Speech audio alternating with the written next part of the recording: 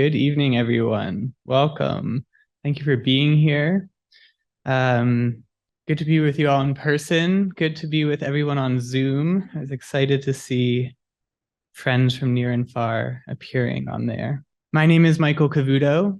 I'm a PhD student in the English department here at Duke, and with Tessa Bolsover, a convener of the Contemporary Poetics Graduate Working Group, which is supported by the Franklin Humanities Institute. Tonight, we've teamed up with FHI's Strange Life series, a stream of the Entanglement Project, with thanks to Professor Priscilla Wald for her generous spirit of collaboration. I also want to acknowledge and thank Professor Ranjana Khanna, the director of FHI, Chris Chia and Pam Montgomery, and in particular, Nicole Gallia for all of her work to make this event happen. The Contemporary Poetics Working Group is comprised of graduate students from across the humanities interested in developing an interdisciplinary conversation centered on contemporary poetry and poetics.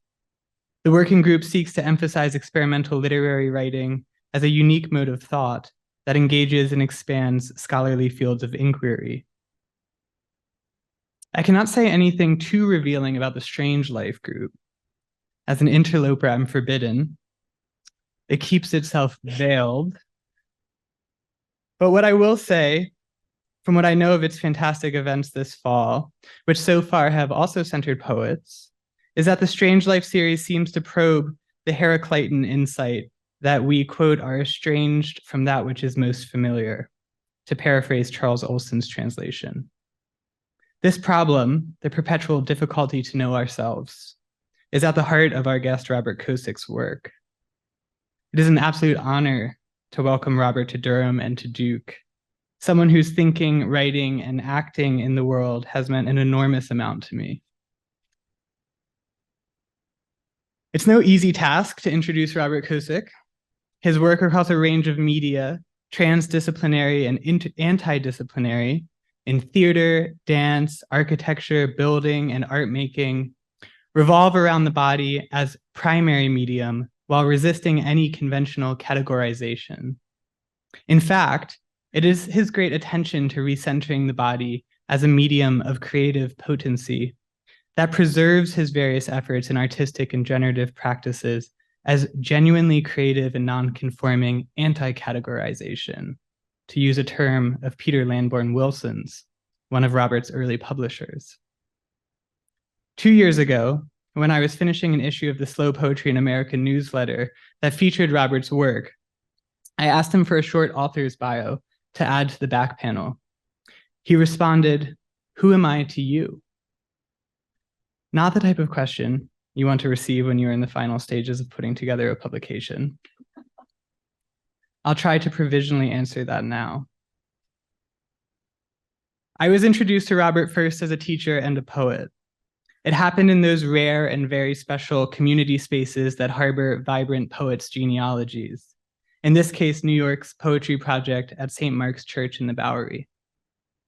Knowing me to be a student of Robert Duncan's work, the poet Jen Fisher wanted me to meet Robert Kocik, who knew Duncan well as a student of Duncan's in the experimental poetics program at San Francisco's New College, and then as a caretaker in the final years of Duncan's life.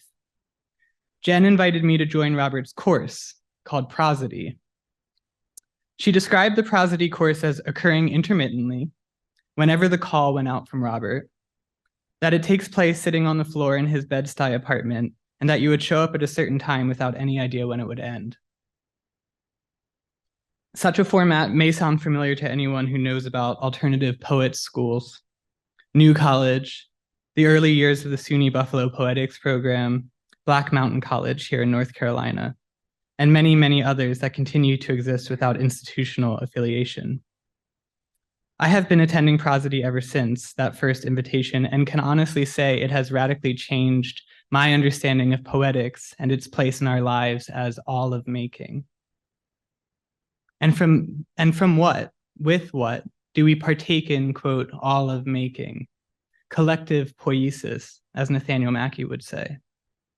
With the material and immaterial elements that cohere readily and ordinarily, if often unnoticeably, and unperceived in language. Those extra semantic and extra lexical, embodied and sensorial elements of speech, vocalization, and even more so, listening, through which a word's intelligibility arises. The whole elemental atmosphere that Robert calls prosody. Robert is, as far as I know, our only contemporary prosodist. Conventionally, prosody refers to the formal foundations of poetry: stress, intensity, pause, pitch, timbre, mood, etc. Poetry at its most basic is a mode of language composition that makes prosody evident, apparent, pitches speech into song. That we have poetry shouldn't lead us to forget that prosody is native to all language, although we largely have forgotten. Nor should the aesthetic play of prosody and poetry distract us from an attention, which would be in ethics, to the sources of poetry's creative capacity in the root sounds, vibrations, and pulses that bind body, environment, and language in reciprocal cogeneration, their shared sensorium. Repairing language's relation to our senses and surrounds by way of prosodic awareness, in a sense, retuning mind with body, both local and total, reconnects our actions in the world to their fundamental creative role in ongoing origination, the regular remaking of the world by which we are remade, renewal nothing short of the stakes of everyday cosmogony. Each speech act is cosmogenic, Robert has written. This is the word made flesh. Language, understood as merely another instrument in the arsenal of a tool-making species, returned to its more immanent nature as that which we are made of and that with which we go on making. Self-transformation concomitant with language's restitution. Bios plus logos, in Sylvia Wynter's words. Logosum, as Robert would say. Quote, name something unnamed until it exists. Quote, wording so potent it germinates who in what we are. Prosody is the new science of such a poiesis, which is also poiesis as it has always been with us. Reuniting body and word comes as a shock. We are resensitized to the harm we do with words at the same time that the potential is revitalized for speech to give care. Prosody asks, Robert writes, are we in fact constantly tending to each other as we speak, through the tones of our voices, the pause called listening, and the cadences of our caring? Although Robert had never intended to practice medicine, the poetics that he does practice, attending to prosody's interconnective animacy, cannot be distinguished from healing. Please join me in welcoming Robert Kocik. Thank you, Michael, Priscilla, Tessa, the working group, and everyone's here. It's very grateful for the chance to be here and have a chance to present this very difficult to present aspect of what I do. So I'm proposing science or method of inquiry or critique that interrelates traditional medicine and contemporary poetics. And I realized too late that it's impossible to do this. So I'm just going to have to go with what I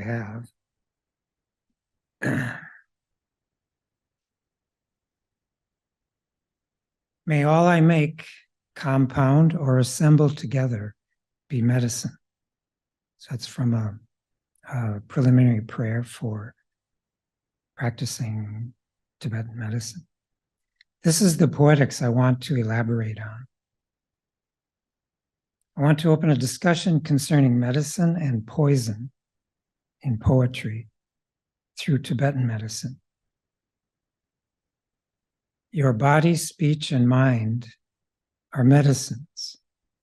Your body, speech, and mind are poisons. Learn all of medicine because you're not learning it for yourself. what happens when we try to make something special out of speech. Or perhaps poetry is our original language that graced us with everyday talk. It's easier to write a partial poem. Disease and health are matters of composition.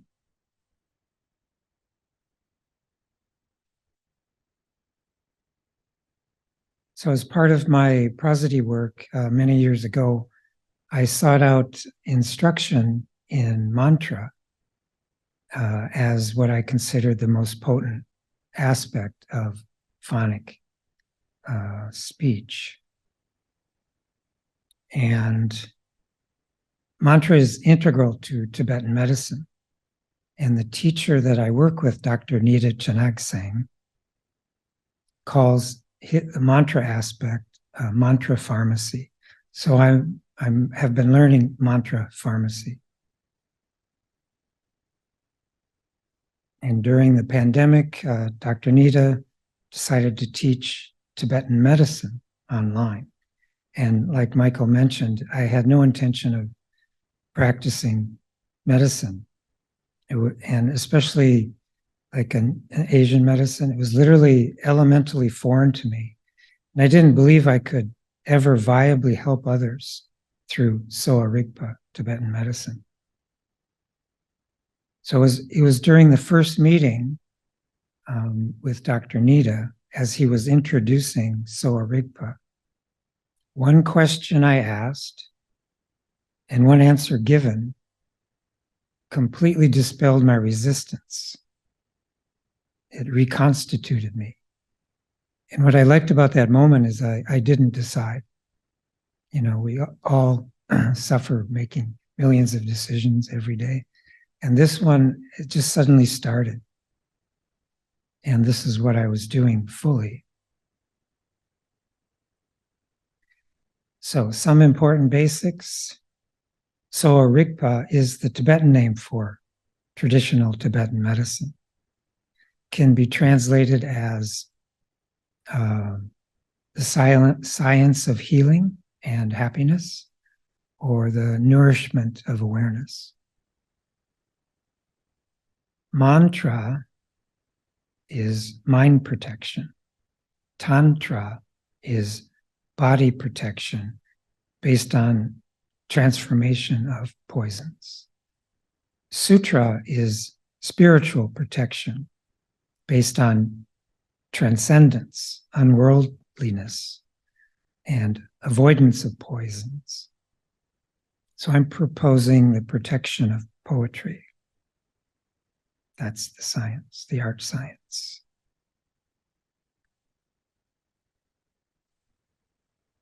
So this is the mandala of medicine.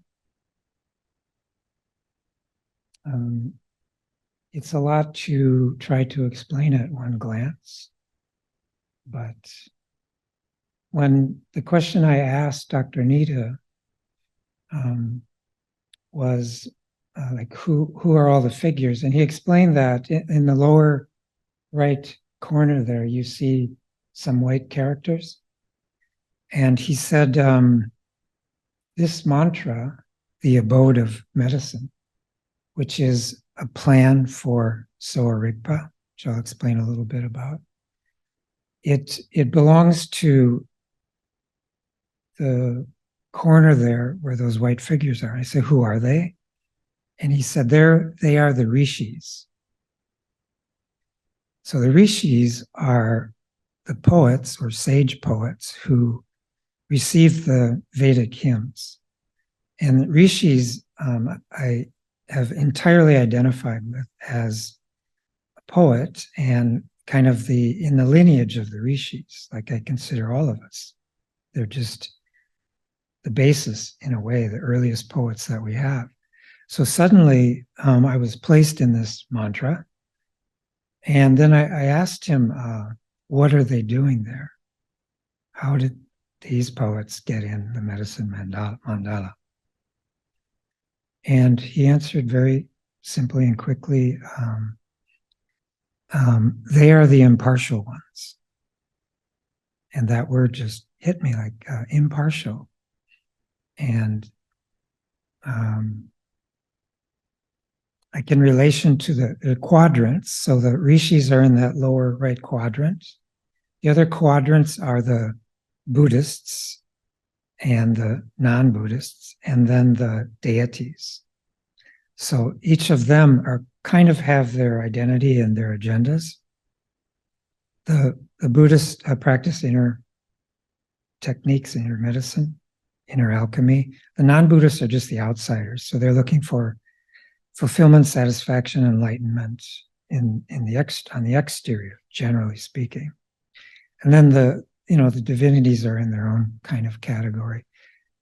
They're pre-Buddhist gods and goddesses and bodhisattvas. And meanwhile, the entire mandala belongs to the poets. So this came as a complete surprise to me. And what I would like to talk about is their impartiality and in relation to poison and medicine, and whether I've come to Sowa Rigpa to be a doctor or deepen my means for being a poet is still undecided, but the point is it's indivisible now. So the question became, what is it about these rishis and rishikas, who are the women poets, what allows them to be impartial and to be entrusted with this all-inclusive garden? It's a botanical garden that has all of the instruction and the gardening of the herbs. It's like a book, and there you can see a little more clearly in the corner there how it breaks down. So I've tried to know who they are for many years, of course, by reading what they've left us, but even more so by doing what they did. And there's a record of that too. Like what sets rishis apart from everyone in the mandala and in the world is that they practice tapas. They're tapasvins. Tapas are disciplines, anti-disciplines, asceticism, sacrifices, adversities, penances, purifications, devotions, renunciations, mortifications, meditations. The root of tapas is tap, to heat, give off warmth, radiate, burn away. Think inner heat or insight, seeing thought, gestation, labor, incubation, brooding, birthing, solitude, self-interrogation, sexual heat or its shut-off. Gods are tapas-born. Life is a tapas of the sun. Creation, a tapas of the rishis. And we have our own ways of being tapasvins now. You could eat only what you find in the forest. Don't use money. Stay in the dark for 49 days. Live on the streets. Sleep in the cemeteries. Or study English at Duke.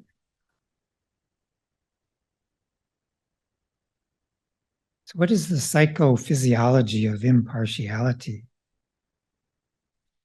So that rishis are those who've, in terms of Sowa Rigpa, pacified all the diseases of the three poisons. And I'll go into that more. They're free of cause and effect and codependent arising of all things, or free to compose with cause and effect, free of the prattling karmic wind and the calming subtle wind, in that they lack ma rigpa, which is ignorance. And in Sowa Rigpa, the primary cause of all disease. It's always going to be equally psycho and somatic. They are the seers of thought as opposed to talkers, book swallowers, scholars, sophists, and philologists. They're specifically not muse poets. They're not rememberers. They hear originarily.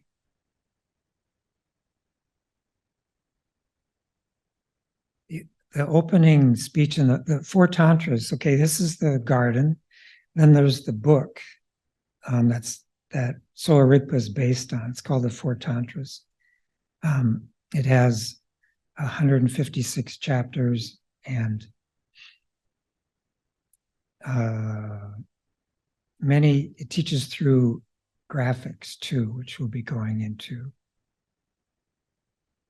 But the first speech in the root tantra goes to, the first conversation is by the rishis. I'll read a little bit of that. Oh, friends, those who just want to be free from anxiety, those who hope to cure diseases, you must learn the pith instructions of the science of healing. Whoever wishes to receive teachings in prosperity and happiness must learn these quintessential teachings of the science of healing. Whoever wants to liberate all beings from the misery of affliction and aspires to earn the respect of all beings should learn the pith teachings of the science of healing. So it goes on like that. He's just saying, you want to do all these things, you read this book or hang out in the garden. So that's where the story of Sowa Rigpa begins. And that first root tantra is basically an outline of the entire book. Part of the impossibility of what I'm doing is introduce you to the profundity and complexity of Tibetan medicine in a way that will allow me to then interface it with poetics. That's a image of a rishi. Those are more of our poet friends there on the bottom. And this is another one. I will tell the story of this rainbow little bird. Okay, this drawing is the entire four tantras, all the chapters on the trunks of the tree. So it teaches through medicine trees. And we're just going to be down in this first one on the left. And the images I'm showing just come from inside these leaves. So that's as much as we can really touch on. Just get some of the basics, but it really is the basics. So this is a traditional drawing. It's from the 17th century, and at a certain point, a copy from that, because they were all destroyed in the 50s when the country was invaded. So to kind of clarify, this is another chart of that same tree. And this is the first tree in the Four Tantras, and it's the tree of health and disease. So the trunk on the left, as you can see, it's the tree of health. And all we're going to talk about mostly is kind of a parallel pairing in terms of health, good health, long life. And then the fruit is wealth, dharma, or the teaching or truth, knowing what is. Basically, the dharma is just knowing what is. And then long life. So they are flip sides of each other. And what makes Tantra is that you work with the poisons, you ingest the poisons because you can transmute them. And Sutra doesn't do that. It just knows enough to avoid them. So we're going to be very tantric. Okay, we're in the terribly and lovely correlational Tibetan world now. It means whatever you're thinking it is and isn't, it's all of those. So it's, again, well-being is part of having means and money, and well-being is part of that is social, like having friends and being respected in what you do and being happily employed. It's having access to this knowledge is a form, probably the basic form of wealth. And that's why Dr. Nita calls it the science, when he really simplifies, calls it the science of happiness. He says, because nobody talks about that. And if it's not part of medicine, where are we talking about it? Because, lots of people get treated just because they're not happy enough. Could happen to me any day. So Sowa Rigpa works with body, mind, and energy. And this last item, energy, is what modern allopathic medicine struggles with or just ignores. There's some understanding of psychosomatic disease and as a diagnostic, but using psychosomatic approaches for treatment is generally not part of the medical system. So mind, we're always working with mind and energy. And energy in Sowa Rigpa is the three humors, and which is equivalent to speech. So it's through the three humors that you treat people, or through speech, an imbalance in the three humors. So the three humors are fire and phlegm and wind.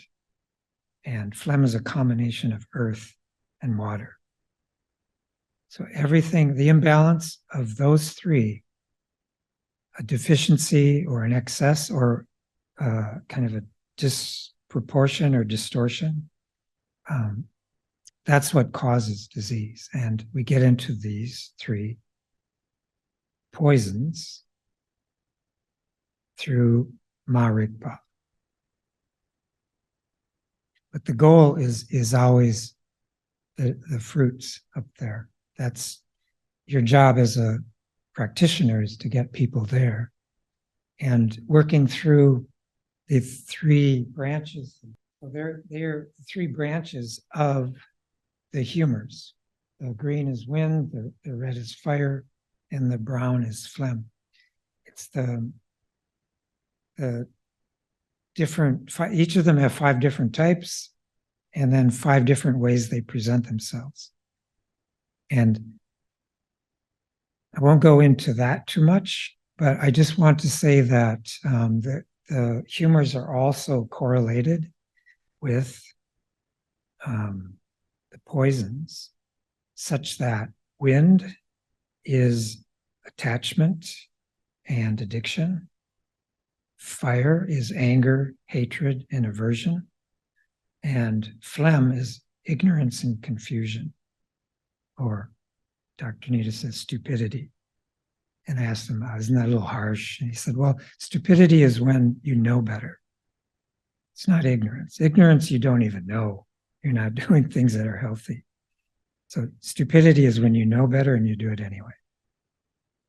So we're made of the elements that present themselves as humors, which can then either be poisonous or medicinal. So that's a kind of a brief introduction to this very complicated science, so that we can begin to start correlating that with poetics and protecting the poem.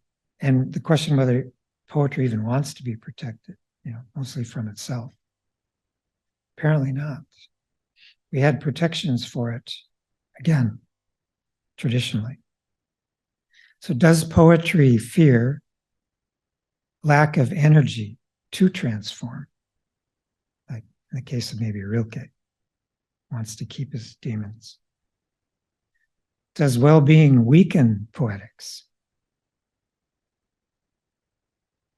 Are we systemically too disturbed in America to write well-being?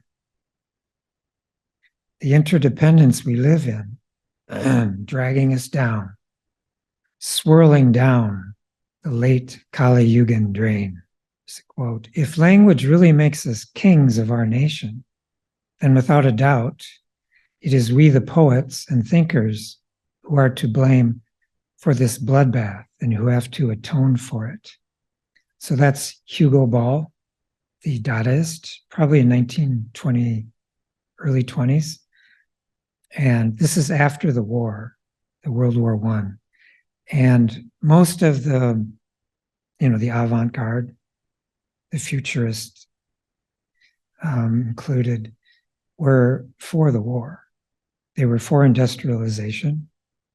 They were for destroying the classical world. So very, the destructive aspect of what they wanted to do was almost total. And so it's Hugo Ball that reflected on that afterwards, saying he took responsibility for that. So that's one thing I want to get at about maybe poetry didn't cause the war. That's a stretch. But could it have prevented the war? Or could it at least be palliative? So this is from an essay by Slavoj Žižek titled The Poetic Torture House of Language. But is this link between poetry and violence an accidental one? How are language and violence connected?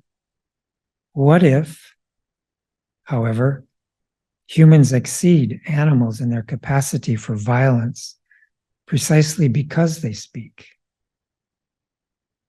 The entry into speech is in itself a traumatic fact. What this means is that we should include into the list of traumas speech tries to cope with the traumatic impact of speech itself. This is also why, in order to get the truth to speak, it is not enough to suspend the subject's active intervention and let language itself speak. As Elfried Jelinek put it with this extraordinary clarity, quote, language should be tortured to tell the truth. It should be twisted, denaturalized, extended, condensed, cut, and reunited, made to work against itself. Language as the big other is not an agent of wisdom to whose message we should attune ourselves, but a place of cruel indifference and stupidity. The most elementary form of torturing one's language is called poetry. So, speaking for Sowa Rigpa, we're in a very disturbed place there in the state of the art. This is Whitman. Songs of the rapid arming and the march, the flag of peace, quick folded, and instead the flag we know, warlike flag of the great idea, the angry cloth I saw there leaping, cloth is the flag. I stand again in leaden rain, your flapping folds saluting. I sing you overall, flying, beckoning through the fight. Oh, the hard contested fight. Oh, the cannons ope their rosy flashing muzzles. The hurtled balls scream. That's very much like Marionetti, encouraging the war on, keeping in mind that in Sowa Rigpa's energy and speech, energy and speech are interchangeable, as are energy and the humors. Energy, speech, humors are the means of treatment. Speech treats mind and body. Poisons can be transformed because our emotions are energy. Each word is a sacrifice. Speech can only be purifying, even when it putrefies. We can't damage language. It's pure energy. We can, on the other hand, hurt ourselves and abuse our prima materia and our pristine awareness. We're free to do that, like with any addiction. So in a way, I'm tracing, like we were talking with Michael last night, a modern kind of trajectory of freeing, free verse has been free verse for about 150 years in the modern, postmodern sense, and free jazz, maybe 75 years. So the question now, after this has been playing out, is, are we actually free? Are we less violent? Is the pendular motion from revolution, to settling in to revolution? Like revolution is a syndrome, and perhaps revolutionary poetics. What is radicality and the avant-garde? Just as there is no avant-garde, there is no avant-garde. We're always in the midst of war. Pendant guerre, during guerre. Is poetics unbalanced, neoplastic, abnormally differentiative? Is it the definition of disease? Is poetry a condition? So poetry is full of examples that Sowa Rigpa can easily diagnose. Once you kind of have this context, it's just everywhere. You can see ways it can be commented upon and critiqued differently. So those are the poisons and their transformations into wisdoms. For example, attachment in Tantra and worked with through the tapas turns into something very valuable, discriminating wisdom. Just as like ignorance becomes reality wisdom, like seeing what is as a statement of truth. This chart is almost all you need to know about the level of treatment I'm talking about. So everything comes from the 5 elements. All things are made from the 5 elements.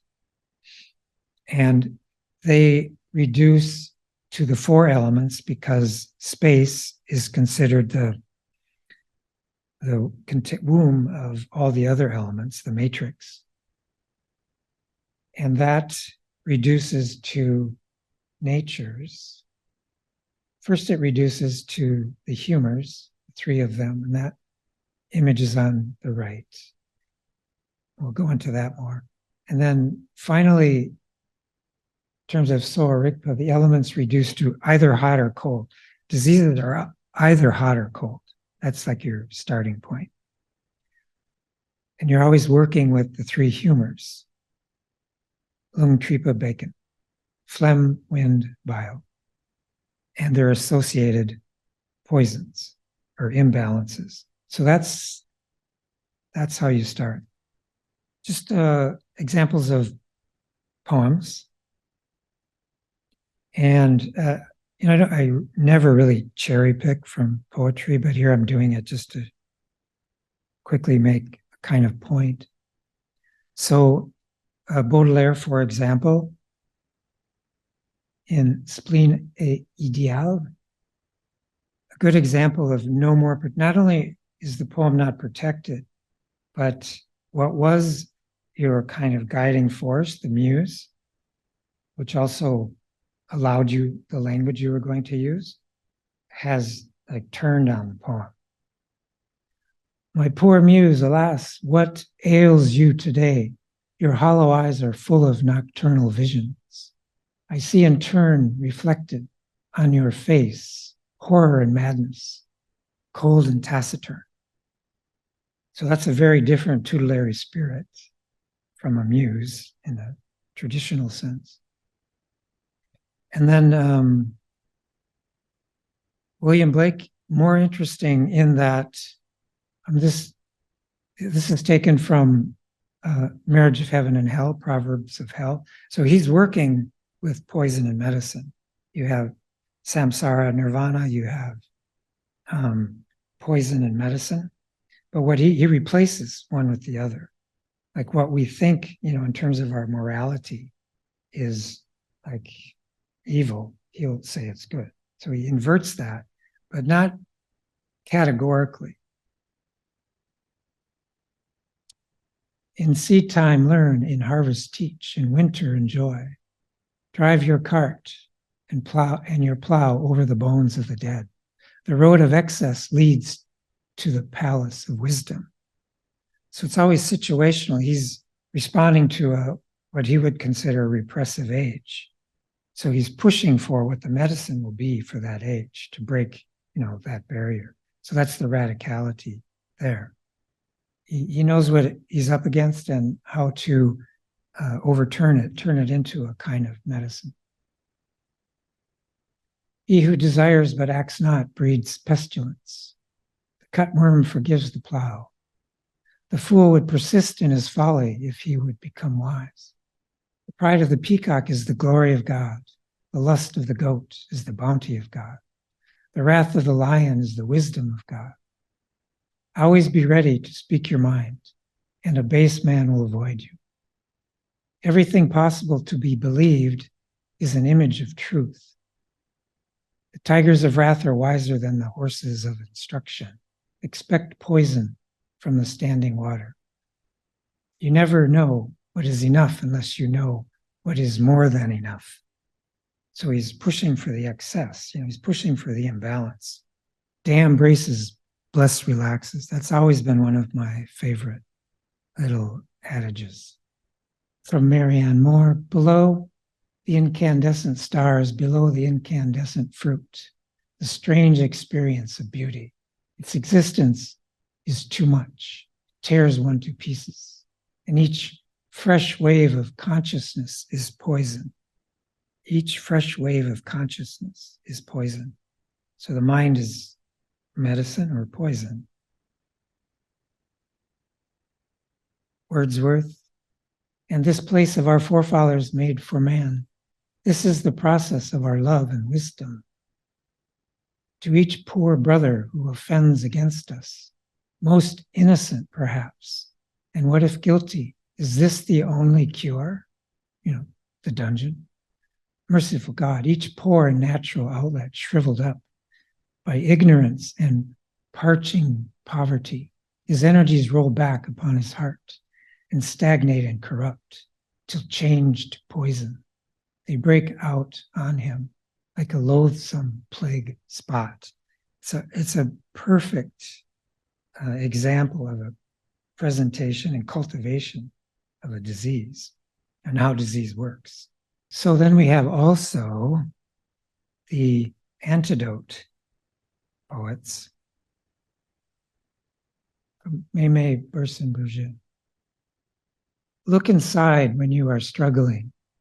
Every cell in your body emits light. Cilia beat rhythms into space, signaling cells of wildflowers in a field, signaling day. And in commenting on her, this is from a treatise on stars, an extraordinary book. Commenting on the book, she says, I wanted my book to express one unified ecosystem between the stars and Earth in order for our feelings and aspirations to extend their reach so that our actions might have greater possibility and effect through realizing our connectedness with others. So this is a Rishika in the Sowa Rigpian sense. It's attunement with the elements inside and out. It's just how things can be brought into balance. And this probably isn't fair because this is an actual tantra and poet who knew tantric practice and Tibetan medicine. But just to give you an example of what it sounds like when the muse wasn't toxic. And poetry, people could turn to the relied on the verse or how to live their lives. If you do not understand that the true nature of suffering is bliss, you will remain gravely ill, suffering even though you want happiness. If you do not understand the equalness of attachment and aversion in the light of self-knowing awareness, you will remain gravely ill, indulging in value judgments based on acceptance or rejection. If you do not understand that negative circumstances are by nature your allies, you will remain caught in the great trap of having to adopt some other method. If you do not know that bad omens are by nature enriching, you may sprout a great many words, but they will have no more significance than the chattering of a parrot. When any thoughts whatsoever arise, see them as serving only to clarify your experience of pristine awareness. All circumstances will help you on your path. If you encounter numerous sources of harm, thoroughly investigate your circumstance. If you can't awaken compassion, begin by extending it to yourself. So it's a piece in which he's converting what is the enemy, or our struggles or vices or poisons or what's disturbing us, right in the lines, into how they're actually more than medicine. They're literally your guides. Like your enemies are your guide. The poisons are your only hope in some way of not being poisoned, right? So the interplay of poison and medicine, again, in a tantric setting, they need each other. And that's what you bring into balance. The poem's lifestyle, the tradition of internal contradiction, humoral critique, malregulation of what? Treating poetry by means of Tibetan medicine means interfacing poetry with the 5 elements, and in particular, the 3 humors. Palpating the poem, the organs of the poem. Sowa Rigpa's energy made flesh. So what I've done next, I've taken each of the elements and spoken of them from a poetic point of view. I'll just give one instance of each of those. So space, which gives rise to the other elements and creates the heart embryologically. The emptiness or blank surface or open air, without which letters, words, speech, writing can't exist. Space within us as well, in which all words dissolve to make space for more, make room for more. Possible conditions, excess of space in the poem. For Mallarmé, it would be balancing, deficiency of space in the poem, congested or concretely overwritten, distortion of space in the poem. Heart with or without impartial hearing, able or unable to taste the difference. So fire, which is bile and anger, hatred. What's the poem's bile level? Secreted from the liver, stored in the gallbladder, associated with anger. It's our temperature, heat.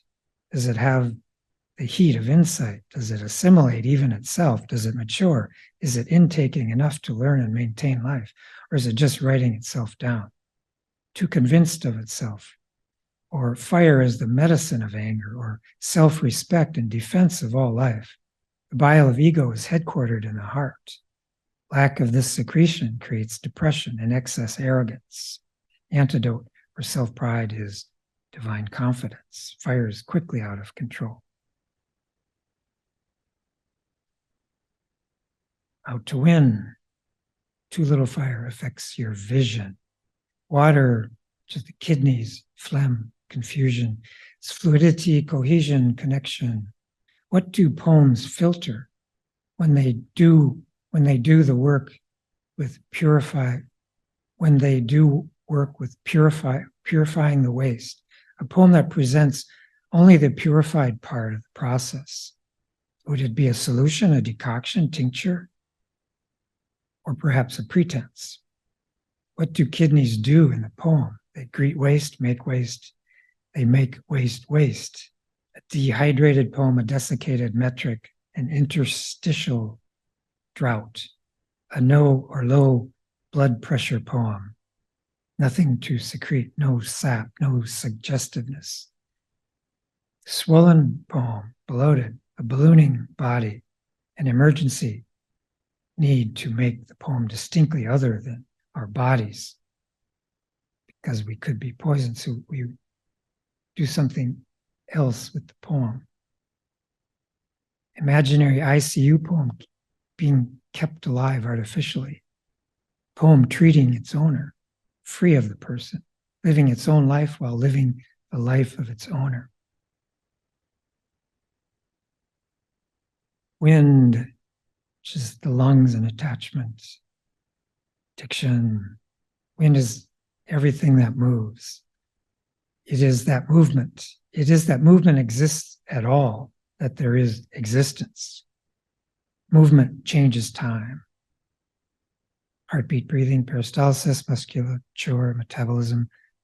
Over-conceptual needs fat. Too stiff, too erratic, too stressed, too fixated, too attached, too relentless, too communicative. These are all wind presentations.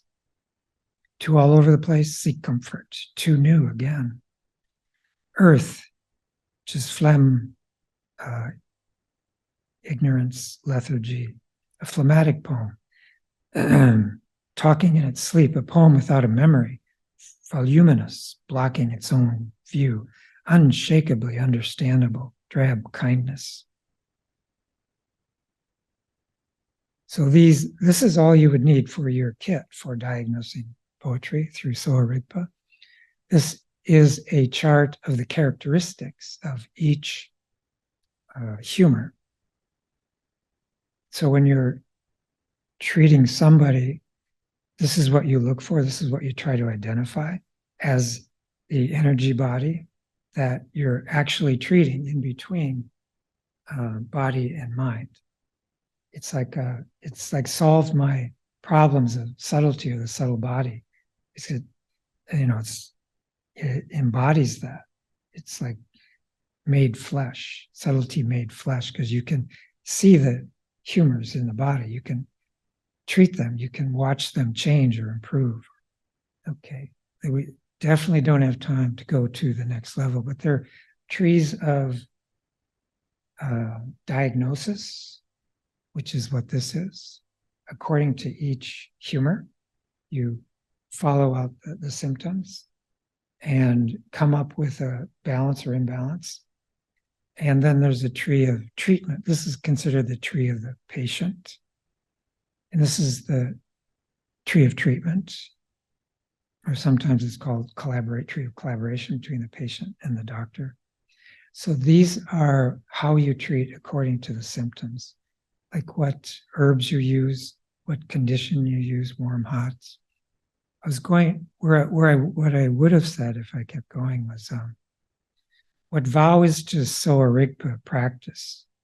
Invocation was to poetry, is protection of the process. So to practice Sowa Rigpa, you're taking vows way beyond the Hippocratic Oath. And then every day before you even start, you're doing these, prostrations and prayers and mantras and breathings. And that's the kind of practice I think isn't there in protecting the poem from itself or poets. And invocation was one way that happened. And, the muse connection. So that's as far as I'll take us for the moment. Thank you, Robert. We have a little bit of time for questions or comments, if anyone in the room has them. Also, for folks on Zoom, if you have a question or a prompt you want to offer, Robert, you can write them and I can read them for you. I have a couple of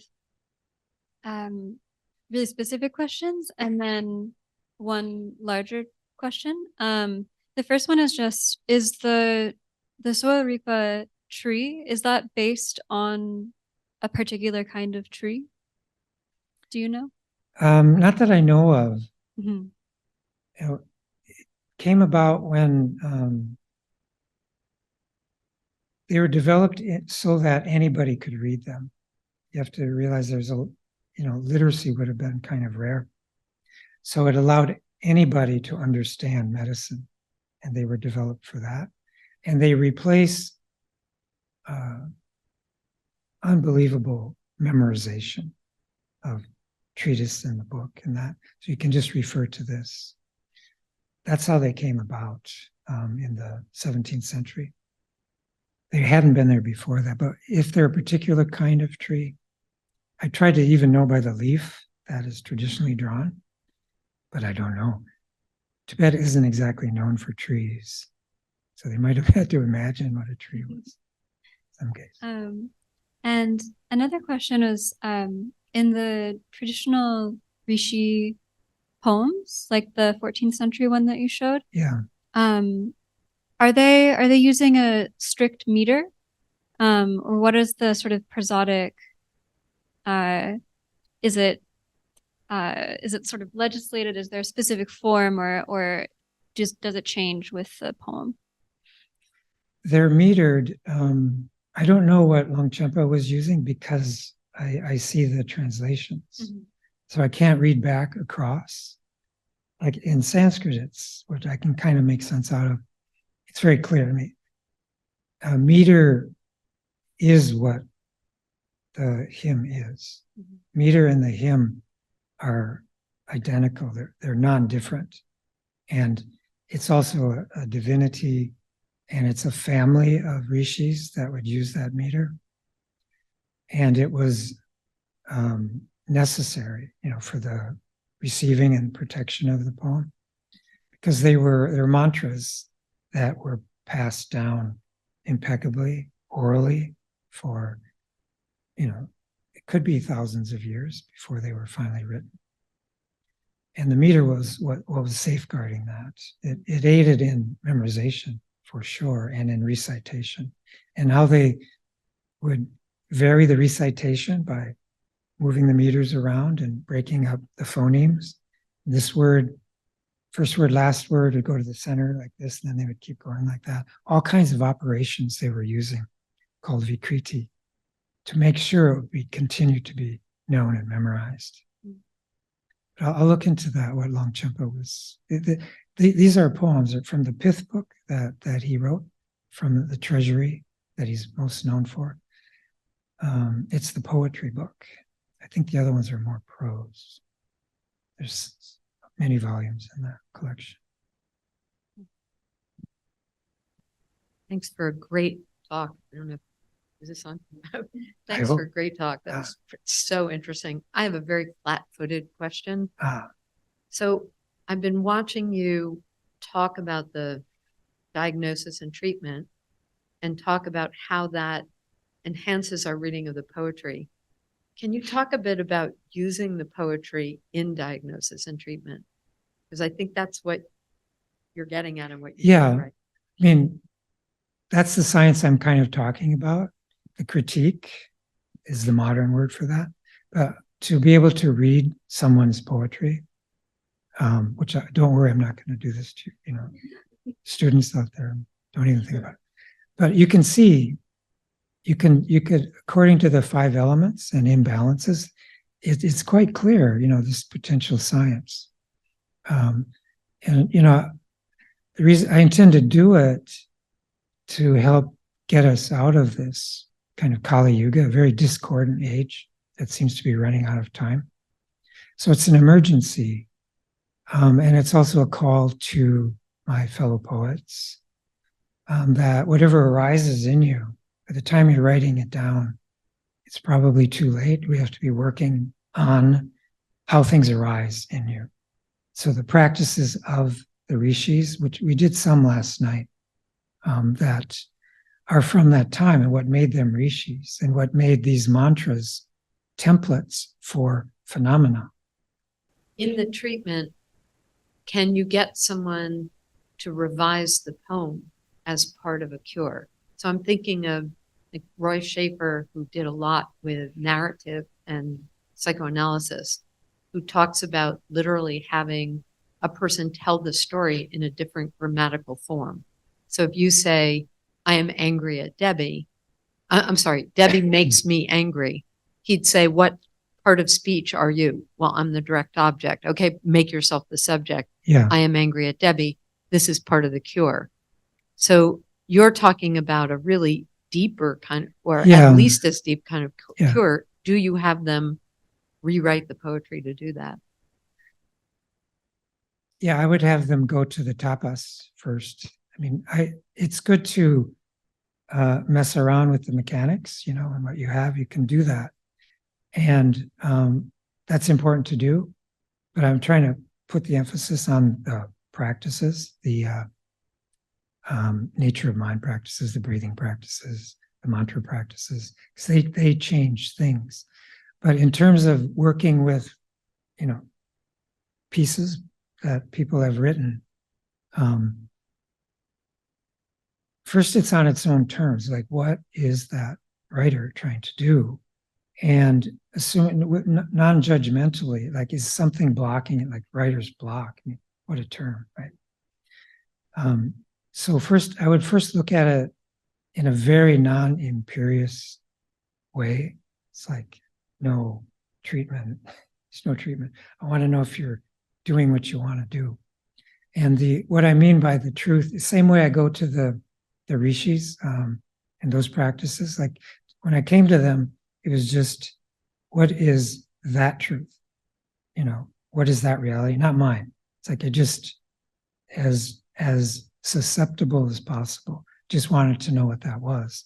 And I never looked back. Just want to know what they did.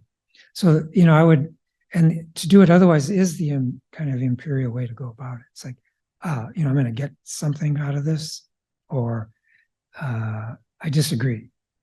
I do, 3,000 years of received mantra. I say, sorry, it's just, so it's comfortable, even if I can't live it or don't live it, or, it's comfortable in me on its own terms. So, I mean, I would go to someone's poems first like that. And then, like, say, the writer becomes the patient then.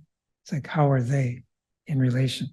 And what is the experience of writing? We were talking about this. I was watching a writer this morning, and his feet were like jiggling like this, and the pen wasn't moving, but his hand was like hitting against the pen. He was gazing off into this bamboo forest. And that's the process. And what is that doing to his body? And is there a different way to be in our bodies while writing? I mean, that's a very important thing, so that this practice, it doesn't kill us. I mean, writing is not particularly healthy. I don't know if others would agree with that. It's murder, and we don't want to murder it back, right? Unless we need to. And unless it's, homeopathic. It's hurt me, I'm going to hurt it back, and we'll both be fine. That's a great question. I mean, that is, you're asking about what the actual practice would be, and I really look forward to that in this new science. Exactly that. What you're talking about is helping other writers, but then any step is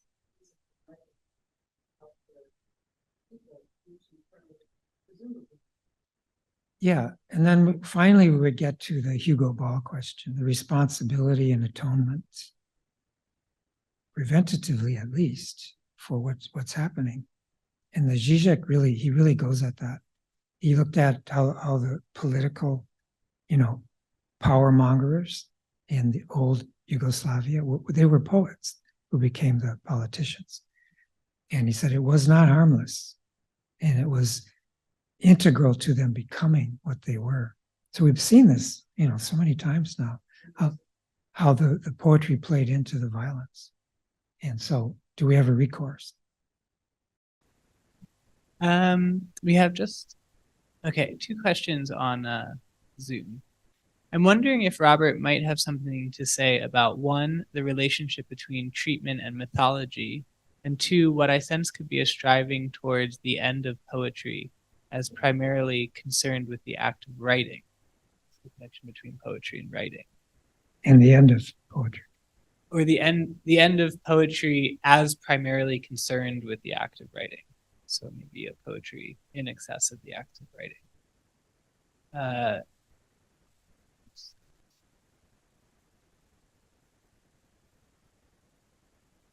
And then this might be a related question. I guess this is a question about Tantra. This is from Jonathan Skinner. Don't we need to lose balance to find balance? Is the draw of poetry like the draw of music not about falling to catch ourselves? Does the healer take on illness to heal? Heal.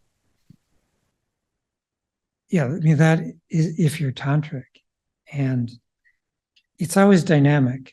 You don't come to a balance. You're keeping balance. It's entirely metabolic and homeostatic. And in Sowa Rigpa, you're born with a certain disposition. So the humor is, the word in Tibetan is nyepa, and it means fault. So you've gone off of your balance as your life would expect you to do. So to kind of try to answer Jonathan's question, it's inevitable that we're balancing and unbalancing. The question is, in that, is it a path of wisdom? And how are you doing that? Are you harming yourself or others in doing that, and needing to, isolate yourself from your family or whatever your practice happens to be? But it's always dynamic. It never kind of comes to maybe the rishis, that to know how to have overcome like the poisons and cause and effect. That's tendro in Tibet, the co-arising of everything. Like if you engage that in a good intention, for unbalance and balance, where something has to be corrected. I mean, this is the avant-garde radical resolution, is that we are doing this, but for some benefit. I don't know anybody personally who's done it gratuitously. Like, I just want to wreck something.